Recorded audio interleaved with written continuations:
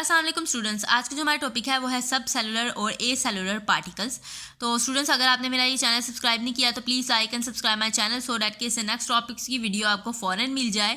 Students, हमने अपने previous lecture में पढ़ा था सेल थ्योरी के बारे में डिटेल से, जिसका फर्स्ट प्रिंसिपल ये था कि the all organisms are compose of one or more cell, कि जितने भी ऑर्गेनिज्म हैं वो या तो एक सेल से मिलके बने हैं या एक से ज़्यादा सेल से मिलके बने हैं। Virus, prions and viroids are not compose of cell. Virus, prions और वायरोइड्स जो हैं वो किसी सेल से मिलके नहीं बने, rather they are subcellular और ए सेलुलर पार्टिकल्स। तो इसलिए ये क्या है, सब सेलुलर है या ए सेलुलर पार्टिकल्स हैं। ठीक है, ये किसी भी सेल से मिलके नहीं बने। ठीक है, तो इसकी हम वन बाय वन डेफिनेशन पढ़ते हैं। सबसे पहले वायरस पे आते हैं। वायरस क्या है? Virus can be defined as a non cellular infectious entities which contain DNA और RNA normally encage in proteinaceous coat and reproduce only in living cells. Virus क्या है? Virus can be defined as a non cellular infectious entities.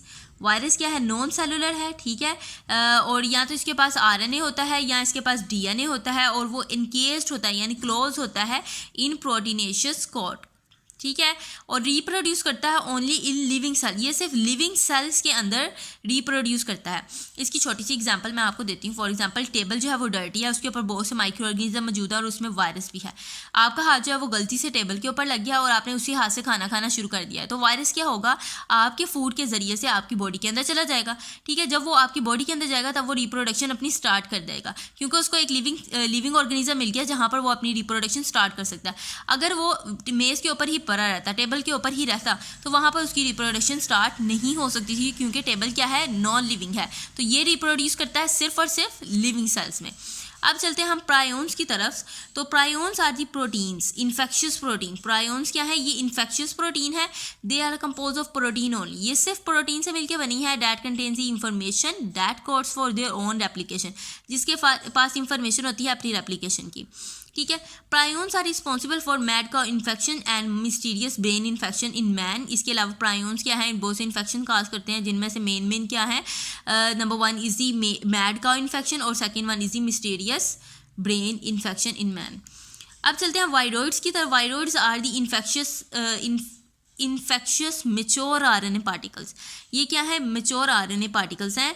That is made up of RNA only, जो कि सिर्फ RNA से मिलके बने हैं। Virus के बारे में हमने क्या कहा था? वायरस के पास या तो डीएनए होगा या आरएनए होगा। ठीक है, फिर प्रायोन्स में हमने क्या पढ़ा कि ये इन्फेक्शियस प्रोटीन है, ये सिर्फ प्रोटीन से मिलके बनी हुई है। वायरोइड के बारे में हमने क्या पढ़ा? ये मेच्योर आरएनए पार्टिकल्स हैं जो कि सिर्फ आरएनए से मिलके बने हैं। सब सेलुलर और acellular particles show some characteristics of living organism. Subcellular और ए सेलुलर पार्टिकल्स जो हैं वो कुछ कैरेक्टरिस्टिक्स लिविंग ऑर्गेनिज्म की तरह की शो करते हैं। नंबर 1 वो कौन सी है? Number 1, they increase in number. ये अपनी तादाद को बढ़ा सकते हैं and can transmit their characters to the next generation, और अपने कैरेक्टर्स को नेक्स्ट जनरेशन में ट्रांसफर कर सकते हैं। We know that the such acellular particles are not classified in any of the 5 kingdom of organism. हमें पता है कि ये acellular particles किसी भी 5 kingdom organism में क्लासीफाई नहीं किया गया, क्योंकि ये लिविंग नहीं है। ठीक है, लिविंग हम उन्हीं को ही कहते हैं जो सेल से मिलके बने हुए होते हैं, क्योंकि ये तो सेल से मिलके बने ही नहीं है, ए सेलुलर पार्टिकल है, इसलिए इनको किसी भी किंगडम में क्लासीफाइड नहीं किया गया। तो स्टूडेंट्स, ये था हमारा आज का टॉपिक।